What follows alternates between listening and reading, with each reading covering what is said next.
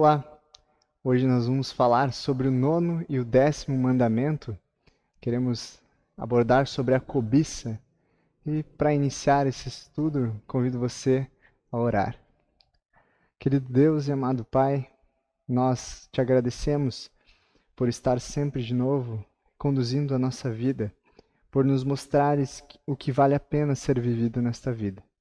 Nós te pedimos também que nos mantenha neste caminho, no caminho onde nós queremos buscar, seguir a santa vontade, seguir aqueles mandamentos que o Senhor tem dado a nós, para que possamos então ter uma vida grata, uma vida correta diante das tuas vontades. Em nome de Jesus Cristo, nosso Senhor, nós oramos, agradecemos.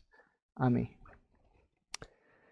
Então, para iniciar o nosso estudo hoje de novo, eu falei um pouco sobre isso lá no primeiro mandamento, mas é interessante nós relembrarmos que os mandamentos são nada mais, nada menos do que expressões do cuidado de Deus a nós. Um cuidado assim como quando um pai ama os seus filhos e cuida deles. Bom, Deus tem esse mesmo cuidado afetuoso, esse cuidado amoroso para conosco. E isso é identificado muito bem no livro de Êxodo, porque o povo de Israel estava seguindo, né, a sua vida, muitas vezes com o pé na idolatria, né, adorando outros deuses, seguindo coisas que não agradavam a Deus e muito menos faziam bem a eles. Então Deus envia os 10 mandamentos justamente nesse sentido de cuidado, nesse sentido de amor para com o seu povo. Deus escolhe um povo, Deus ama esse povo e salva todo o povo de Israel. E esses mandamentos também dizem a respeito sobre nós hoje, sobre a nossa vida cristã, sobre buscar seguir a vontade de Deus não só como uma obrigação, não só como uma lei, né?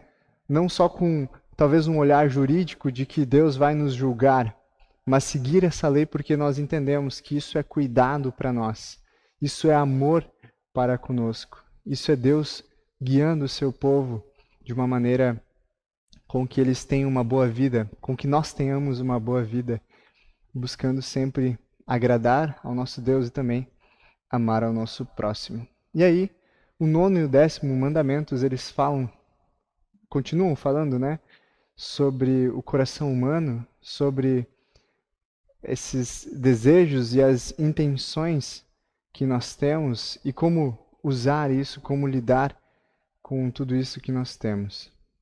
E esses mandamentos não apenas revelam que Deus conhece e deseja o melhor para cada um de nós, mas Ele também quer transformar os nossos corações por meio da sua santa palavra, por meio da sua lei escrita, por meio de tudo aquilo que nós conhecemos a partir da Bíblia, da santa palavra de Deus para nós. E aí, o 9º mandamento, ele diz: não cobiçarás a casa do teu próximo. E esse mandamento ele nos ensina a evitar desejos desonestos. Essa é a diferença. É bom nós pegarmos bem nesse ponto, né? O desejo desonesto ou o desejo egoísta relacionado aos bens que o próximo tem. E aí, dentre esses bens, alguns são descritos como a casa, as terras, as propriedades, enfim, tudo aquilo que não é nosso. Então, já de cara, é bom nós entendermos que essa cobiça, ela é diferente, né, de você almejar conquistar algo, né, de uma maneira honesta. A cobiça, ela sempre vai ter esse ar, esse tom de ser desonesto, esse tom de ser algo ilícito, né? Por exemplo, quando você acha uma carteira, né, e essa carteira ali tem valores, e dentre esses valores que há dentro da carteira há também um documento. Então você consegue identificar de quem é aquilo. Você poderia muito bem achar o dono, devolver, mas muitas vezes a cobiça de ficar com aquele valor ou de manter isso, né, agregar naquilo que você possui, você acaba de uma maneira ilícita e desonesta ficando com isso. Bom, isso é claro, é um exemplo, né? Mas aqui o texto nos traz esses dos bens, né? Como a casa, as terras, as propriedades. E aí, aqui nós já temos esse entendimento de que, de forma ilícita, de forma desonesta, eu devo evitar qualquer pensamento que seja de eu conquistar aquilo que não é meu, de pegar algo, né, que já pertence a outra pessoa. E aí Lutero vai dizer que, em vez de buscar conquistar os bens materiais com meios honestos de algo, né, a cobiça é justamente isso, né, é buscar por meios desonestos. E aí Lutero nos diz, olha, muito mais do que você não cobiçar aquilo que é do seu próximo, né, você também deve ajudar o seu próximo a preservar os seus bens, a cuidar daquilo que ele tem.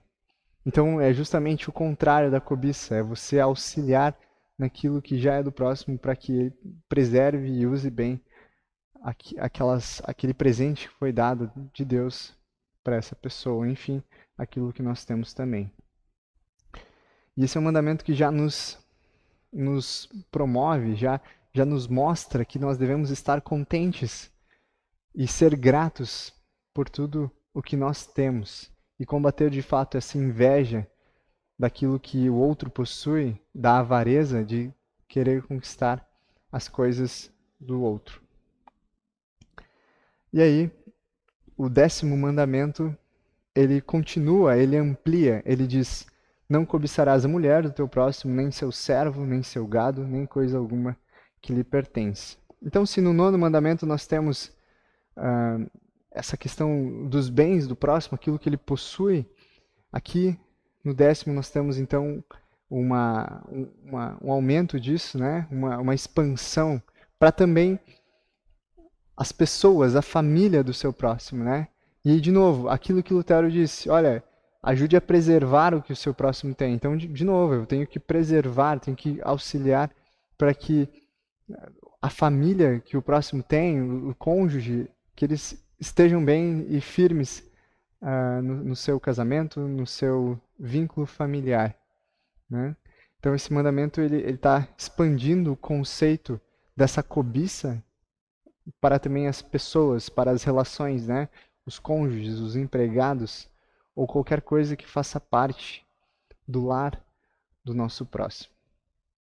E ele visa justamente preservar um bem-estar doméstico, social, respeitando esses limites estabelecidos por Deus. E aí, quando nós olhamos no sentido dos nossos valores éticos, dos valores relacionais, quando há essa cobiça das relações ou das posses que o próximo tem, isso é de fato uma ameaça à paz, uma ameaça à ordem social. E isso já no povo de Israel, é claro, já deveria ter esse cuidado.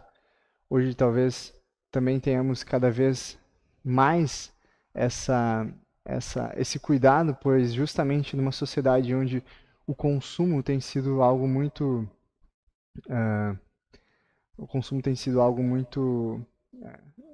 importante, né? Ou digamos assim, algo muito que está muito aparente, né, para nós, onde quanto mais você consome, mais feliz você vai ficar, mas quanto mais você consome, mais você quer, porque isso nunca nos satisfaz. Bom, aí eu cobiço então conquistar aquilo que eu não tenho.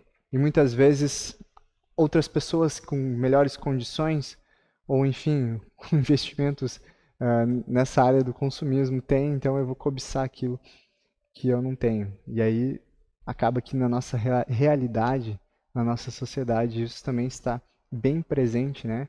E não só nessa área dos bens materiais, mas também em uma era das redes sociais, onde as pessoas exibem, né, tudo o que tem, seja corporal ou seus bens materiais nessas redes sociais, e nós olhamos. E muitas vezes é algo natural já, a nossa cobiça faz parte, né? Do simples olhar a gente já está cobiçando aquilo que não nos pertence. Então, eu dei uma pesquisadinha breve, né, sobre o que é a cobiça, e aí o Google dá uma definição que cobiça é um sentimento de desejo intenso e descontrolado de possuir algo que pertence a uma outra pessoa. E seria uma forma de avareza ou uma forma de ganância, onde a pessoa anseia por bens materiais, por poder, por status ou até mesmo por relacionamentos. E aí quando nós olhamos para a Bíblia, onde talvez tem um dos maiores relatos, e o primeiro relato sobre a cobiça é na criação, no Jardim do Éden, onde Adão e Eva, na sua queda, né, onde trazem toda a humanidade a queda em pecado, já há o primeiro relato da cobiça, onde eles desejaram algo que Deus havia reservado apenas para si. Bom, Deus dá uma lei para Adão e Eva no Jardim do Éden, que é não comer o fruto do bem e do mal. E o que eles fazem? Justamente comer desse fruto, né? E o pecado deles nós podemos observar como uma progressão. Como assim? Olha, a primeira coisa que é implantada em Adão e Eva é a cobra trazendo o ar, a questão, né, a dúvida ali para eles. Dizendo, olha, por mais que Deus tenha dado essa ordem, essa lei, eu não sei se é bem isso, hein? Eu acho que Deus só não quer que vocês entendam, que vocês saibam, que vocês distinguam, né? Que vocês saibam distinguir o bem do mal, né? E aí, essa dúvida que é colocada em Adão e Eva, ela traz então uma rejeição à lei de Deus. Bom, Deus institui essa lei, ele diz: não façam isso.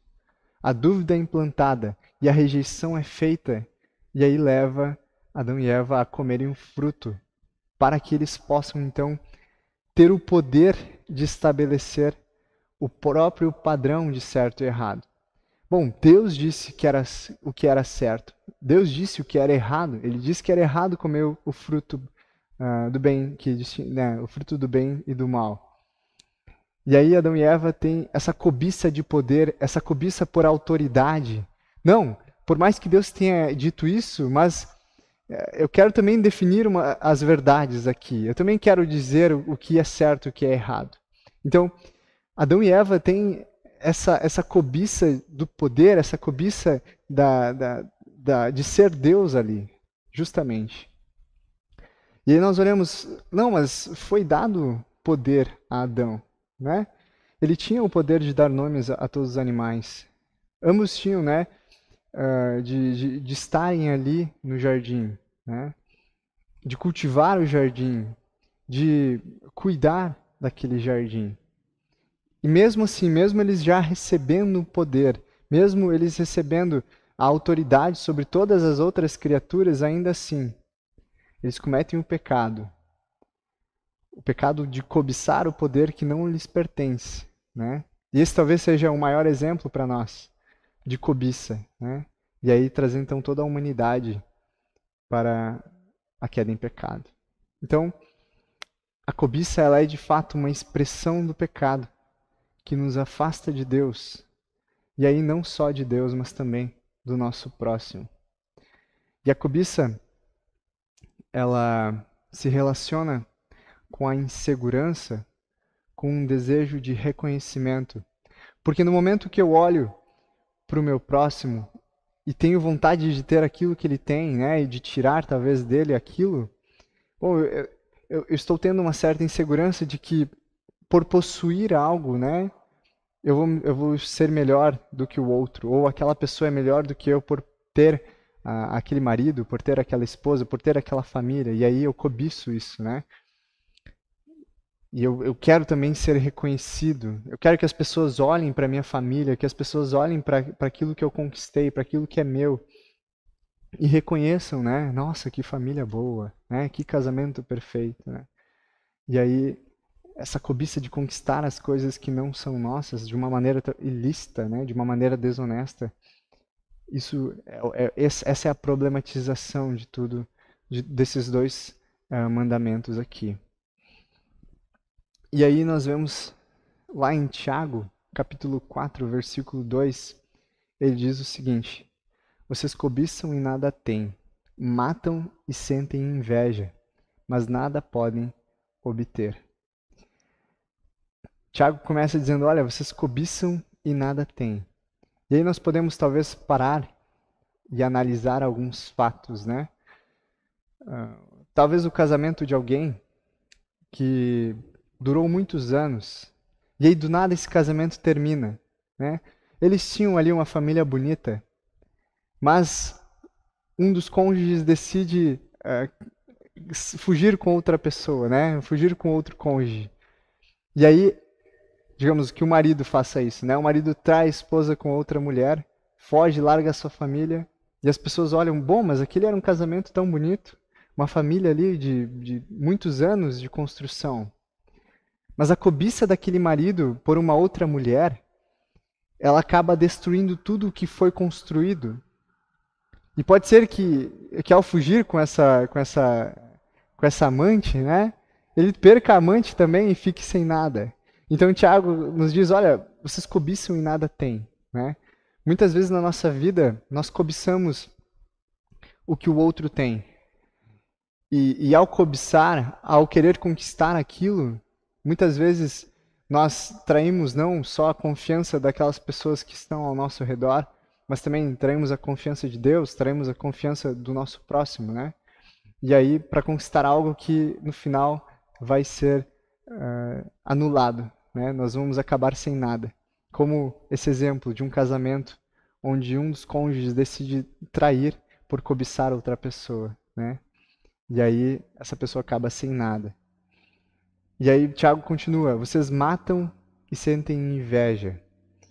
Bom, e aí quando nós falamos de Gênesis, né, do primeiro pecado, que também foi influenciado pela cobiça, nós lembramos de um outro pecado também que aconteceu em Gênesis, que é entre os filhos, né, de Adão e Eva, Caim e Abel, onde por causa da inveja, por causa da cobiça de Caim, ele assassina o seu próprio irmão Abel. Mas mesmo matando seu irmão, o que ele obteve com isso? Ele cobiçou, ele invejou aquilo que foi feito pelo seu irmão. E essa cobiça leva ele para um extremismo, que é matar, né? Então, esse mandamento, ele tenta nos proteger, talvez seria a raiz, né, de fazer coisas mais graves, como roubar, né, como matar. Então, esse é um mandamento também que já nos prevê, olha, evitem já a cobiça, né? Evitem o olhar, porque a cobiça não é um pecado que a gente consegue olhar nos outros e identificar já de primeira, né? Quando alguém rouba, sim, a gente sabe, bom, aquela pessoa roubou, né? Eu vi ele roubando ali. Quando alguém mata, essa pessoa também, ela pode ser presa, né? Ou ela vai ser presa se a justiça conseguir saber, né? Ter o conhecimento daquilo. Agora, a cobiça, você cobiçar as coisas dos outros, seja a posse ou as pessoas que cercam o nosso próximo, bom, isso não é algo identificável, né? Isso seria um pecado talvez invisível, podemos dizer dessa maneira, mas que ele tem um poder destruidor tão grande quanto outros pecados. Então, se nós temos a consciência de que a cobiça pode nos levar a matar, que a cobiça pode nos levar a roubar, que a cobiça é capaz de detonar com vidas, bom, nós vamos buscar evitar isso, nós vamos buscar fugir disso. Caim matou Abel, e mesmo assim ele não teve nada com isso, ele não obteve nada, né? Adão e Eva cobiçaram o poder, a autoridade que Deus tinha, né? Por mais que eles já tivessem algo, eles cobiçaram mais do que haviam recebido. E aí eles caíram no pecado, né? E aí trouxe todos nós também nessa condição. Mas são ações, né, concretas que levam a essas desgraças, né? O assassinato, o roubo, enfim. E aí, o versículo termina, né? Matam e sentem inveja, mas nada podem obter. Algo muito comum, que recentemente tem sido muito falado, pelo menos pelo pastor Lucas, E algo muito interessante que tenha de fato um movimento para isso são as apostas, né? E isso também envolve a cobiça, né? As pessoas procuram os meios para enriquecer e, e muitas vezes utilizam das apostas para buscar isso. E ao cobiçarem, ao invejarem, talvez, o seu próximo com muitos bens, com com muito dinheiro, né? As pessoas acabam se colocando em condições extremas ou em condições que, de fato, não seriam as melhores, não seria um investimento. A gente não pode chamar uma aposta de investimento, né? Porque ali você tem uh, uma grande chance, talvez muito maior, de perder do que de fato de ganhar. E aí, por causa da cobiça, muitas pessoas acabam perdendo tudo. Então, aqui seria mais uma problematização desse pecado. E aí, como nós lidamos então com tudo isso? Como nós lidamos com a cobiça, com a inveja? Bom, talvez o contrário de eu olhar para o meu próximo e querer aquilo que ele tem, cobiçar aquilo que ele tem, de ser capaz de tirar de uma forma desonesta aquilo que não possui a mim, é olhar para o que Deus tem me dado. É eu reconhecer que todas as posses, tudo o que eu tenho na minha vida, seja de fato os bens materiais, sejam as terras, a casa que eu possuo, é olhar para todas essas bênçãos que fazem parte da minha vida e entender que isso são dádivas de Deus para mim. É entender que tudo que eu possuo foi me dado por Deus. Né? É claro que nós buscamos, nós nos esforçamos, mas quem nos dá o sopro da vida é o próprio Deus. Né? Quem nos mantém nessa vida é o próprio Deus. Tudo que nós recebemos aqui é dele, principalmente a vida. Então, em vez de eu focar naquilo que eu não tenho, em vez de eu focar naquilo que o meu próximo tem, que talvez é um sonho para mim, em vez de focar nessas coisas que me faltam, eu posso focar naquilo que Deus já tem me dado e ser grato por tudo isso. E orar a cada dia, talvez no início do dia, agradecendo, né, por cada detalhe, por cada bem material, por cada membro da minha família. Eu ser grato por tudo isso. Para lutar contra essa inveja, para lutar contra a cobiça, que nós vimos tem um poder destruidor muito grande, que fez parte do primeiro pecado, que fez parte de momentos complicados da narrativa bíblica.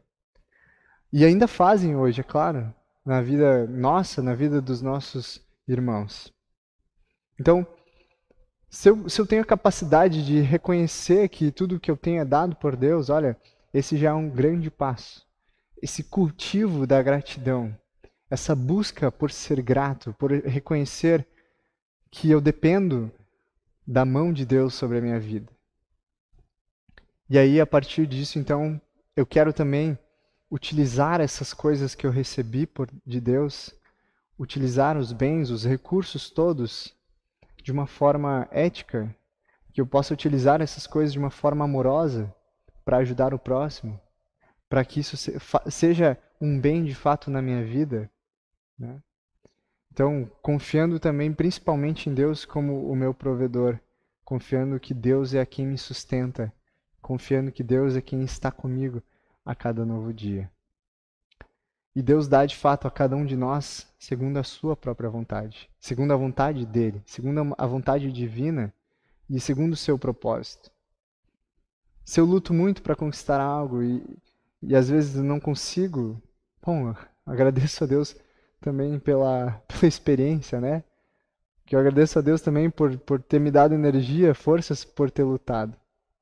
Mas se eu não conquistei aquilo aqui na Terra, bom, eu posso questionar quanto for, mas ainda assim eu posso ser grato a Deus por ter me dado energia, por ter me dado outras coisas e me contentar com aquilo que Deus tem dado, me contentar com todos os recursos que Ele tem oferecido para mim E esse contentamento que nós demonstramos, esse contentamento que nós temos diante daquilo que nos foi dado, mostra então que nós confiamos verdadeiramente na providência divina, que nós confiamos verdadeiramente no cuidado divino para cada um de nós.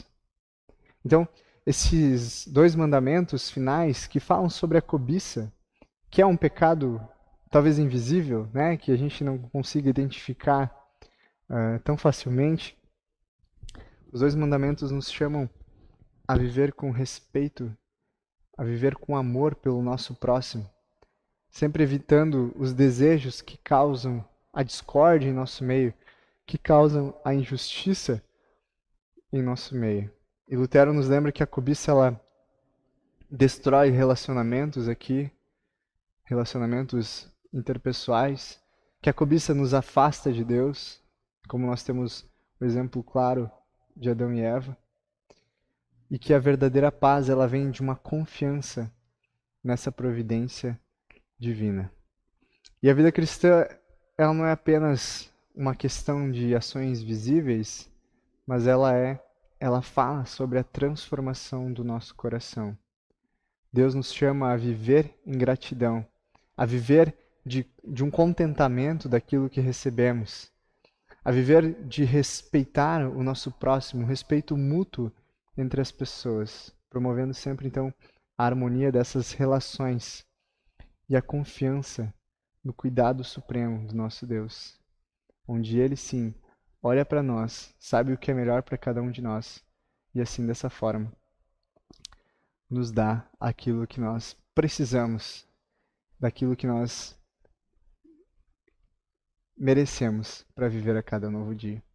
Que nós possamos sempre olhar com gratidão ao que Deus tem dado em nosso dia a dia, sempre olhar com confiança à providência divina, ser gratos a tudo que Deus tem nos dado, amando a Ele e também ao nosso próximo. Amém.